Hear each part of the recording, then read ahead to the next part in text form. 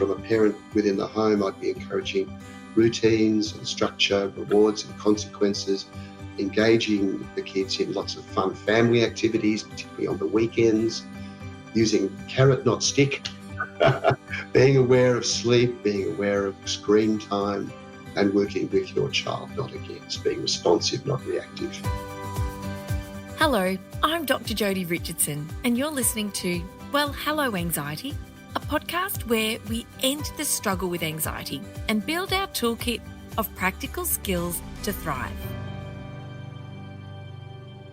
Well, thank you, John. Thank you for spending more time with me to really help the families that are listening and the teachers that are listening to help get more insight, understanding and some strategies around this very complex and very challenging problem.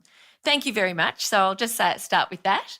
My pleasure. It's great to be here with you. Yeah, thank you. And so I just love the way you work with families and children in schools. And you've recently come back from the Netherlands where you were invited speaker. You spent 2.5 hours working with other professionals at an international conference. So congratulations. And it's just hats off to you and such a nod to the brilliant way that you are working into the success that you are having with the approaches that you take. And so can you please start by sharing with us, what can children and families expect when they start working with you in the clinic? So if a child might be listening, a parent might say to their teenage daughter, have a listen in. This is what you can expect when working with you, or perhaps working with another colleague somewhere else in the world or in another part of the country. I know it's all going to be very, very different. Your approach is going to be unique to this conversation, but what can a young person expect when they start working with you? Well, it's fairly loose, but I guess if I can say in a nutshell, the first session is at a clinic, and I have a room in a medical clinic here in St Kilda. So the first session will be an hour and a half with parent and child together and separate with my little dog, Max. I have a therapy dog who's a big part of the engagement process and the fun, hopefully fun, of coming to see a stranger talking about very difficult issues. So the first hour and a half will be meeting the family, hearing their story. Max does tricks, so I'll get him to, but only for treats, I'll get him to do a little beg and a high five and a low five, and he'll do a handshake and then a drop and a roll. And that's the start of the session, really engaging, light conversation, a bit of play. And then that's with children and teenagers. Conversation about their home, about whether they've got a pet or not. Then I'll get mum to talk, or dad to talk about the child. So the child's not in the spotlight straight from the word go, sitting on the couch with Max next to them, patting and sometimes going to sleep on their lap. And so I'm getting the story, really, the history. Taking is important. I'm taking notes about, what brought them here, what are the main issues. Primarily, what are the interests of the child, what are the abilities of the child, what are the strengths of the child, what do they do for fun, all outside of school. Haven't even talked about school much yet. Then we'll get the child to talk about their parent. What does mum and dad do? What are they interested in? What are they good at? What fun times you do as a family? Who's in the family? Brothers and sisters. So get all that history. Then we'll talk about school. So I'll get a bit of a school history, primary, secondary, depending on the age. Sometimes kids have been to a number of schools and they've had to make new groups of friends. So I want to get that history. What do they do? What are their favourite subjects? How do they get on with their teacher? Do they prefer the classroom or the playground? So all that that's all happens in the first session. And then at the end of that, after an hour and a half, we'll talk about a plan going forward, the sorts of things we might focus on. The barriers to getting to school. And I'll get the parents' perspective on that and the child's perspective on that. And then, what they think the school have done or tried. That's all in the first session. So we'll finish up the first hour and a half with a snapshot of the child, the context of the family, and a sort of a general understanding of the problem as the child and parent sees, or parents see the problem.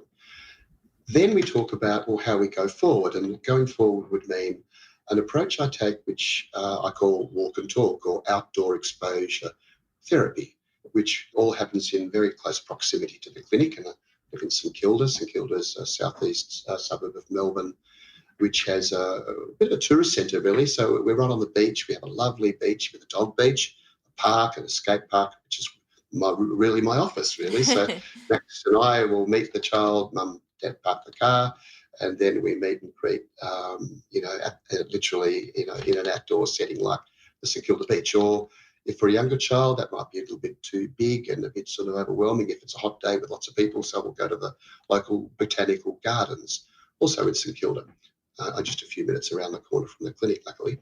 And that botanical gardens has a beautiful duck pond with birds and a possum tree and a secret cubby. There's a beehive and a rose garden, and it's a lovely environment to walk and talk.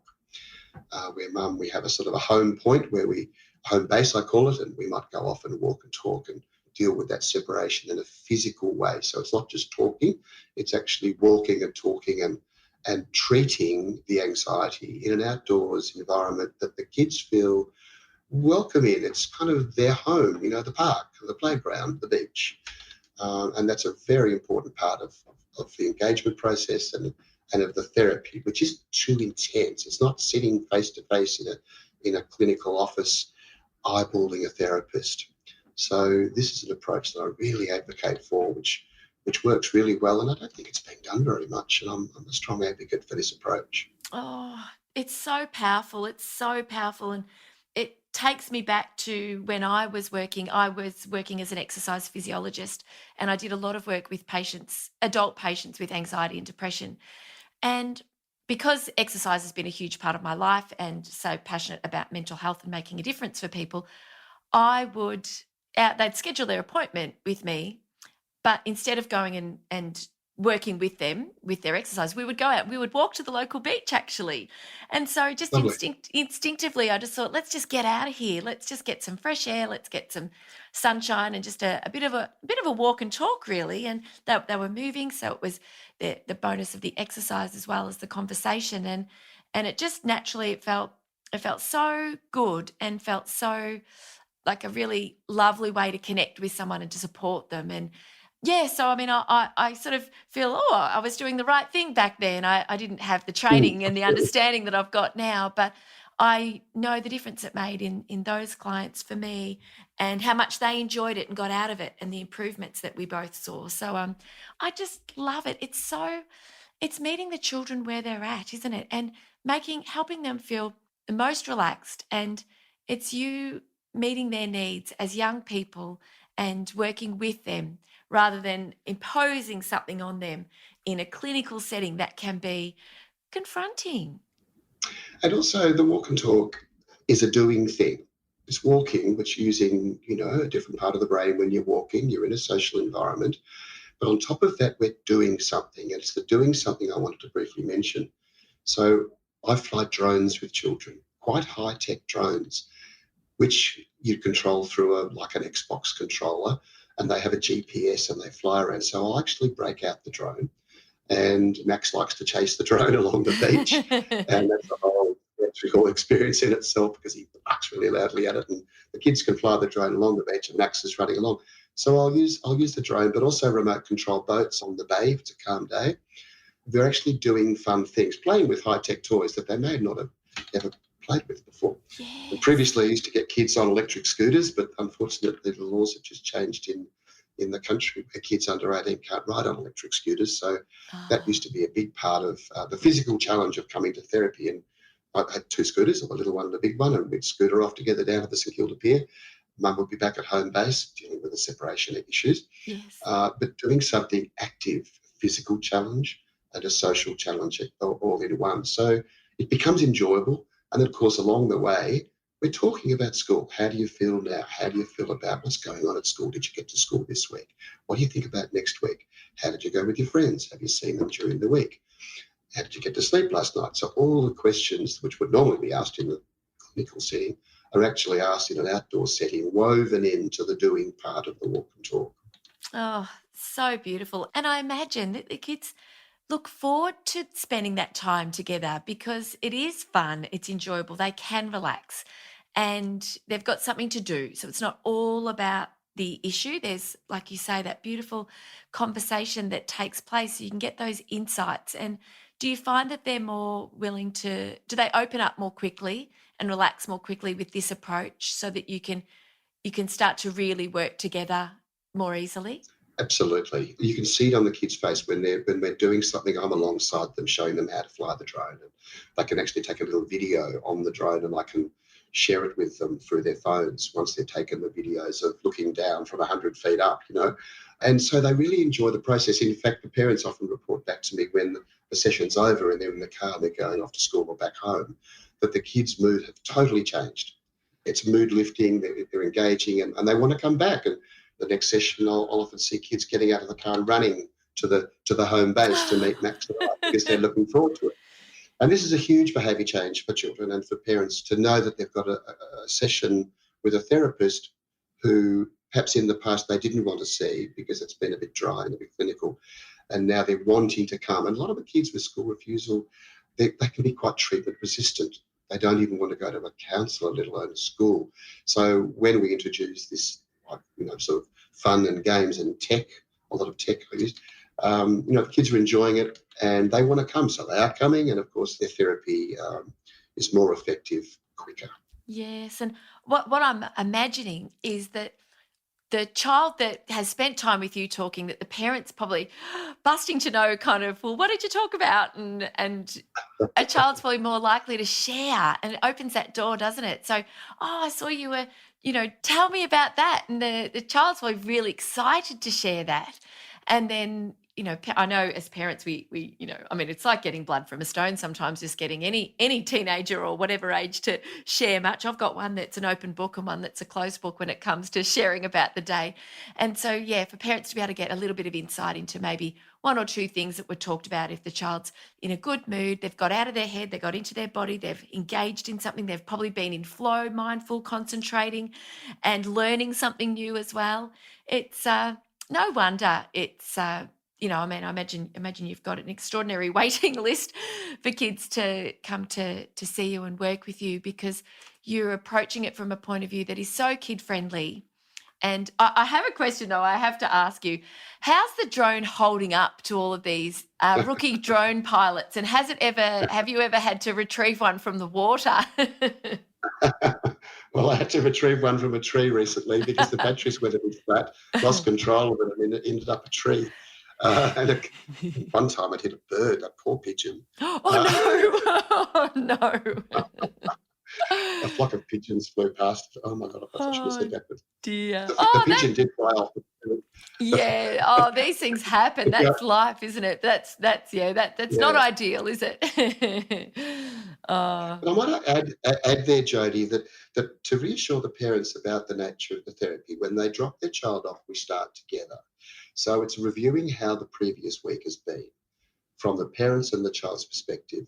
So they're both hearing each other report back about progress. So I'm not just getting the child's point of view, I'm getting the parents' feedback as well. And sometimes the stories are a bit different. Both are important. So the parents are very involved in the first 5, sometimes 10 minutes of the session. Then we go off and do our things, sometimes together, because if the separation anxiety is high, we're doing things together and really respecting that, but in a gradual way, starting to separate with permission. So keeping the children on their edge of what they can and can't do is a very important part, so that we're not pushing too hard and not moving fast enough. Yes. And then, of course, when we finish the session, it's together for another 5 or 10 minutes, maybe sharing what we've talked about, maybe not, depending on the confidentiality issues and with the permission of the child, because every session is progress towards goals. And these can be collaborative goals. Sometimes they're parent goals. The child reporting how mum and dad went. Have there been less arguments? Did you get the rewards for progress? Because we build in rewards. Sometimes it's a point system. Sometimes it's maybe a treat, or working towards a new pair of shoes in a recent case. Yes. For school attendance. And, we'll say, well, you're going to school 30% of the time, a day and a half a week. What's our goal? 50%? What's our goal? 80%? When are we going to reach 100? So it's all very strategically discussed around progress towards goals. So whilst all this, some people say, well, how is this therapy? It's a combination of CBT, exposure, exercise, therapy, collaborative family therapy, child-focused parent work, and then, of course, a school meeting. Now, that will be after 2 or 3 sessions, maybe 4. We'll do a school-based meeting and Max will come. We'll talk about that. Who's going to come to the meeting? Usually it will be a teacher. And then the wellbeing. Might be the vice principal in a primary school setting. Secondary school, it usually would be a wellbeing or school counsellor with a year level coordinator. Might be a specialist aid teacher involved. And then we have the meeting. Max is there. Max, we meet outside. Max is on the leave, excuse me. And Max will sometimes drag the kids into school on the leave because he's so sometimes we do a show and tell in the classroom with Max doing his tricks. Oh. And then, the child's sitting next to me and feeling kind of special. The attention's on the dog, not on them. Yes. And then I'll get the child to show me the playground. Where do you play? Where do you play down ball? Where do you play four square? Where do you play hidey? Where's your safe space? Where are the toilets? How do you feel about those? And so it's so then I've got that information about the rich and thick information from the child's perspective about their social and academic school experience, which gives me heaps of ammo and information to be able to use because I've been there. Oh, yes, it's such a team approach. It's a very collaborative approach, isn't it? Which it has to be because there are, like you say, there's the family, there's the school, and then there's you who are, I sort of see as that beautiful, you're that bridge between getting, kids from their homes back into their classrooms. And the way you work with Max, and for everyone listening, you won't get to see Max, but oh my gosh, actually, I might even do a little screenshot here so we can share a little shot. Oh, there's Max. Okay, I'm going to take a photo. So, all right, Maxie, you ready to smile? 5, 4. Yay. Okay, so I've just taken a photo, a squad shot. So Maxie is gorgeous now.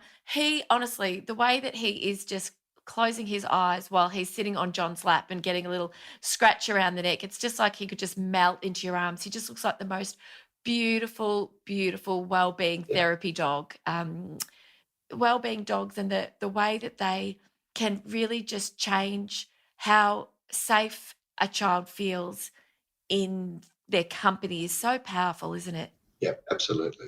Max goes on swings with kids and literally slides down the slides with them. He digs holes and he does what we call a skitzer. He skitzes. You know how dogs sometimes walk around and that goes crazy. Well, and so he's a real little character, and kids bring their own dogs along and they off-leash dog beach and then they play together. Yes. So it's all part of the therapy. All part of the therapy, and so powerful, so powerful. Oh, honestly. So you also mentioned to me earlier that there's group work as part of the work you do is group work. Can you tell us how that works? Yeah, sure. So during the school holiday time, when the kids are on, we have 2-week breaks during the school year, and I think it's a 5-week break in our summer holidays, which is Christmas. I run what I call Fit for School Arts and Activities programs for existing clients of me. So all the kids in the group programs have me as the common denominator, and I'll divide those into 2 groups: a primary group in grade 4, 5, and 6, and year 7, 8, and 9. So the first 3 years of secondary school. So there'll be up to 8 children in each group, not too many, not too few. And I have a couple of colleagues who do just group work, who are mental health specialists or personal trainers or youth workers. We do basically fun activities, whether it be art. Sometimes we do street art. We do a mural in the teenagers do us. We have a very famous Australian street artist who does a mural. They all contribute to a mural, which ends up being on the wall in St Kilda around the dog park. I think we've done about 5 murals so far. Or we go to Luna Park, which is a fun park, 100 metres, 150 metres from the beach, which is very handy and right close by. Or we play mini golf, we go lawn bowling. It's not lawn bowling, I'm a lawn bowler. We go 10-pin bowling. Yes. We go 10-pin bowling with the kids. Or we play games, but there's a lot of discussion too. So we'll sit around, sort of a campfire circle, if you like, on the beach or near the beach. And we'll just get them to introduce themselves in the early stages, talk, 2 truths, 1 lie kind of games, share what your interests are. So there's not just activities and artwork. It's actually connecting the kids in a social group environment so that they're building social confidence and they're pushing their boundaries, because a lot of these kids have social issues. Their friendship groups have fallen away and they've lost social confidence. So they know that when they come to the group, they know me, they know Max. I've usually introduced Robbie, who's the personal trainer, and I've got a new student psychologist, Chloe, who's delightful, who's coming along for the teenage group this summer. Yeah, so we practice going to school with the little ones. We literally do a role play going into the school ring the bell and say goodbye to the parents. And so I've got Kerry, who takes on the teacher role, and she's got a teacher voice. And I'm like I suppose I'm like the school counsellor. And so then we role play. We meet the all kids at the gate. They say goodbye to their parents, who walk back around the outside of the gardens to home base, and the children go off and we do an activity.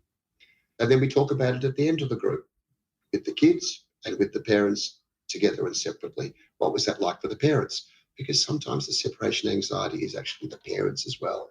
Saying goodbye to their kids can be Yes. difficult for some parents, as well as the children. And when that happens together, we've got a real dynamic there that we need to externalize, talk about, and Yes. treat in a very gentle way, but outside the stress of a school day during the holidays. Yeah, so the stakes aren't so high that everyone's got this great expectation, will they, won't they go to school? It's a very gentle and compassionate approach. It really is. Can you please tell us about the successes that you've been having and what that's been like for you and the student and the families? Absolutely. Look, we're still trying to capture the success of the program, and I can tell you anecdotally that it's a very successful program. We do get some families drop off, but when we ring them back, it's because their kids back at school or they got enough in one or two or three sessions to give them the equipment and the ideas and some strategies to go forward without needing to come to continued sessions. And others last much longer. Some clients will come 10, 20, or sometimes more sessions if there are other issues that we're dealing with, which are more sort of longer term. But I can give you a little, I had a Google review just yesterday from a 16-year-old local girl. And if you don't Oh, mind, I don't think she'd mind if I read it out to you, because it captures her experience. And she's fully back at school, please. fully back at Oh, school. She's away from the computer more because she's got more in her life. Recently met a young boy. She now has a boyfriend, and she's school's finished and she's happy and she's looking forward to year 11 next year. But this is what young Liana said. I'm Liana and 16 years old. Going to school has always been tough for me, and my doctor recommended the School Refusal Clinic. I hadn't been going to school for 2 terms straight and had been going on and off for a couple of years, basically the whole of high school so far. mm, John and his dog Max are my mentor psychologist or social worker, um, yeah. and has helped me go to school. My year 11 orientation was about to start, and we came to visit him maybe 2 to 3 weeks before it started. He gave me strategies on my social life and routines at home. My main problem was what people were going to say when I went in, being gone for so long. The first day I went back, with the help of John and the teachers, nobody said a thing about it. No one asked where I had been, and it was a big relief. I went for the rest Oh, of the term, and my social life and routine have been great as well. It's great, and thank you for all your help, Liana. oh, wow. I've got like goosebumps hearing you say that, hearing you read out that beautiful testimonial of thanks because you have changed, you and Max have changed the trajectory of her life. If you don't start year 11, it can be additionally hard in the senior years of school, can't it? Because just the learning itself is hard to catch up on. And so, oh, congratulations. It's really nice to get that feedback. I imagine that you were really chuffed to see that review. Absolutely. It's a very rewarding space to work in, particularly because it's fun and I can do all the things and play all the Yes. toys that I never had when I was a kid. And Yes. I struggled with going to school when I was a young boy as well, so I can really understand Yeah. how difficult it is, but extremely rewarding from a clinician's point of view to get these sort of the feedback like that, and know when you've made a success, because it's about the school attending behaviour, so it's quite easy to measure. The Yes. return to school is quite a tangible, quantifiable outcome. And I'll follow up with Leanna in the first week prior, or the week prior to school return next year. We'll touch base again just to get her head around school, see where she's at, and like an insurance session, I suppose. Yes. Yeah, just a little top up, just a little top up to yes, and but yeah, she sounds like she feels empowered. That's what I take from that beautiful thank you she wrote, that she feels she's had noticeable change. She's feeling more optimistic and she's feeling empowered and ready to go. And I know that there will be a lot of people listening who are just like, well, John, please can you clone yourself and little Max?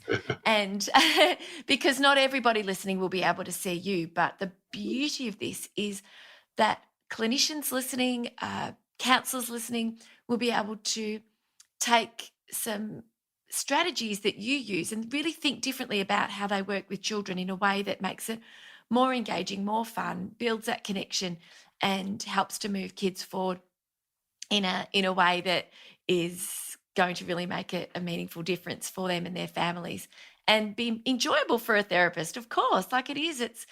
It's so much nicer to be able to do that and also to see the change more quickly, I imagine, because of the approach that you take. Well, thank you very much, Jodi. It's great to talk about my program. I don't often get a chance to talk about it, although I just did at the conference. But look, Yes. it's a growing clinic. The demand is high. Mm, I've had quite a number on the waiting list, although we've been able to work through that with a shorter single session or 3-session model. And yes. I'm wanting to attract certain new clinicians in various other growth corridors around metropolitan Melbourne to offer a similar style of therapy in this particular sort of specialist area of child and adolescent mental health. I know quite a few counsellors, and I also know of so many schools who are bringing on board or already have wellbeing dogs. And I make it my mission, whichever school I'm presenting at, if they've got a wellbeing dog, I have to have a cuddle. If the dog's okay with it, I realise that it's not all about me. It's got to be that the dog's on board as well. But yeah, so it's very, very special, and that there are ways that parents listening, that counsellors and school teachers listening can just cherry pick some different aspects of the way you operate to change the way that they work with young people and families, and to way that they operate in their own homes. And I guess as a final question, what are your suggestions to parents who Hmm. are in other parts of the world, other parts of Australia, who don't have the opportunity to come and see you at the School Refusal Clinic? What advice would you give to parents who are in the midst of or very worried that their child is heading down that road of school refusal? I guess my suggestion would be to seek help early, Yeah. to communicate with the school in the early stages when their children are starting to experience problems attending, to let them know that you're trying to get them to school, but there are some things that are getting in the way. And whether you do or don't know what they are, to let the school know as early as possible, and then to develop a collaborative solution process, a solution seeking process, whether that is with the resources that the school already have. If it becomes tricky to get your child to school and the school can't support you with that, because really it's not the school's mandate to get your child to school, then of course you can seek other supports. Now, whether they be parenting strategies online, and I can direct parents to headspace.org.au. Headspace is our national youth counselling program. I'm looking at some resources now, signs to look out for, what contributes, what parents can do, what schools can do. So Headspace have a number of resources on their website there. There's also other parenting programs called Parents in Partnership. There's a research project which has just come out of the Trobe University in Melbourne, and perhaps I can share that link with you, Jodi, and you might like to put it on your website so parents can click on it. It's a 6-session modularised parent support program, particularly focusing on school refusal. The Oh, other brilliant. idea, the other idea would be to seek help if you can from a clinician that works with specialises in child and adolescent mental health, but who thinks broadly, systemically, and collaboratively, and will work with the child and you and the school together and separately. It's a bit like a case management role, and it's difficult to find case managers that in the public system, because the public systems can be very full with long waiting lists, and you need to fit Mm, criteria. However, there are private clinicians out there who are working in this space. So I'd be encouraging you to seek out those people, or initially just speak to your doctor, your GP. You might find a paediatrician. Occupational therapy has a lot to offer. Speech therapy has a lot to offer. But I'd be encouraging, just from a parent within the home, I'd be encouraging routines and structure, rewards and consequences, engaging the kids in lots of fun family activities, particularly on the weekends, using carrot, not stick, Yes. being aware of sleep, being aware of screen time, and working with your child, not against, being responsive, not reactive. That is just such a beautiful way to finish. Being responsive and not reactive, which means parents, please take good care of yourselves and seek the help that you might need personally as well if the collaborative approach that your child is engaged in isn't giving you everything you need in terms of your own support. I imagine that for parents to seek counselling and psychological support for themselves is something that happens occasionally or often. Definitely. Yes. Teamwork that makes the dream work. Teamwork makes the dream work. It does. It does. Oh, my goodness. John, honestly, I am eternally grateful to you. I know people who are going through this. I speak when I'm at school speaking to parent groups or PD with staff, particularly parent groups. It just breaks my heart when I have parents who would want to stay back and talk to me about what's happening with their children, and to be able to make the suggestion to them now that this podcast or these 2 podcast episodes will be something that will really support them and help them feel more confident, more hopeful, and feel like they know exactly sort of where to step forward and take that next step to getting the help that they need. It's just such a gift, and the work that you're doing is extraordinary. So I thank you for who you are and what you're doing and the help that you're giving all of these children and families and schools in the way that you do so beautifully.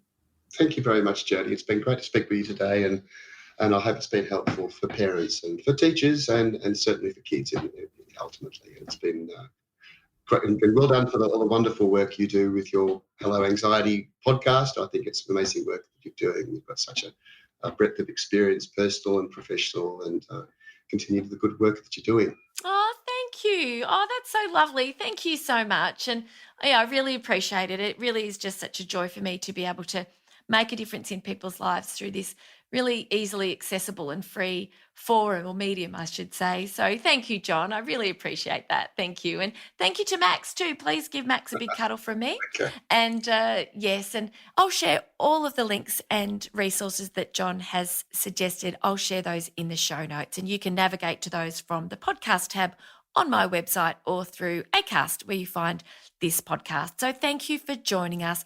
I sincerely hope that these episodes are really helpful for you and for your family, and that they are supporting people that you love and care about as well if you've shared them. So thank you for listening. Thank you for joining us. These 2 episodes on school refusal, I hope, have helped you to feel empowered, more confident, more hopeful, and better equipped to know what you can do in your home, and also where to seek help and what to look for when it comes to getting help for your child. One of the things John does is he offers Zoom sessions. And so please, if you're in other parts of the country or overseas, John is contactable through the contact form on the homepage of his website, schoolrefusal.com.au. And he offers Zoom sessions, and whether it's a one-off or a trio of sessions, he can work online with families and students and really work to support you to get on the right track with supporting your young person with school refusal. So thanks again to John. Thanks again so much for joining me. It is just such a gift for me to be able to do this for you and really support you. So let me know how this lands. Let me know what you've learned, what you've taken away, and how it's helping. And thank you again for being with me. And I will be back with you again next week. Okay, bye. Thank you so much for joining me for this week's episode. If you enjoyed it, please subscribe and leave a review. To keep the conversation going, I'd love you to join me over on Instagram. You'll find me at Dr Jodi Richardson. Also, if you'd like a copy of my free 5-day mini email course, Calm Your Anxious Brain, then jump over to my website, drjodirichardson.com, and you can sign up down the bottom. I've really enjoyed having your company. Thanks so much. See you next time.